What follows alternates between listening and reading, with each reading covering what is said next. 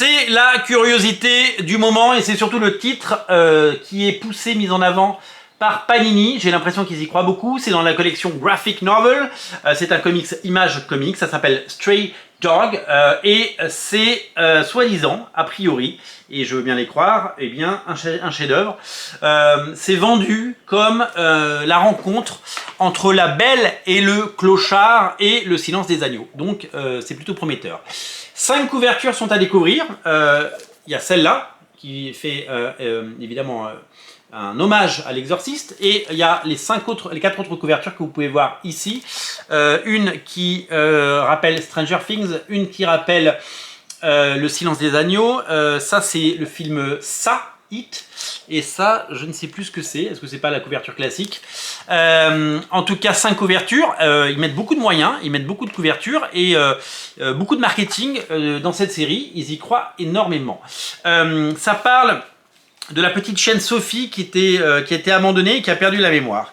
Et qui va se retrouver dans une maison.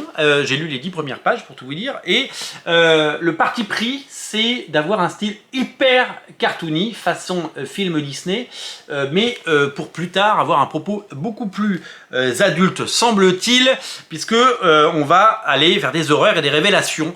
C'est la promesse de ce récit. Alors, le dessin, il est super cartoon, il est super Disney, il est super old school, et je sens que ça va dénoter par rapport au récit qui va être raconté et qui va nous être proposé. C'est ça l'enjeu.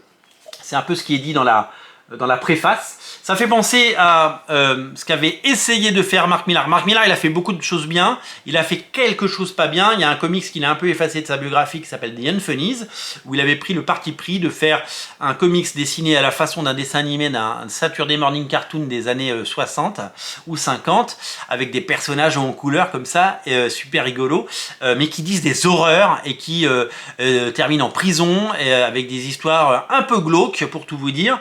C'est pas le meilleur truc de Mark Millar, et d'ailleurs aujourd'hui on ne le trouve plus nulle part. Unfunny, ça n'a jamais été réédité, il veut même plus en entendre parler, comme s'il n'assumait pas.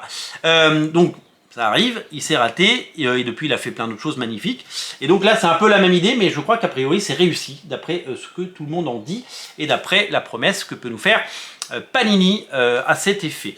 Un récit tout simplement qui va nous emmener dans un univers et dans une zone de confort qui n'est pas forcément la nôtre. En tout cas, j'ai décidé d'être curieux, je vais lire ça et je vous en reparle dès que c'est lu. Si ça me plaît évidemment, si ça me plaît pas, ça sert à rien de dire du mal des choses. On n'a pas de temps pour dire du mal, on est juste là pour reprendre du plaisir. En tout cas, c'est la grosse nouveauté du moment. Si vous l'avez lu, dites-moi ce que vous en avez pensé, sans nous spoiler.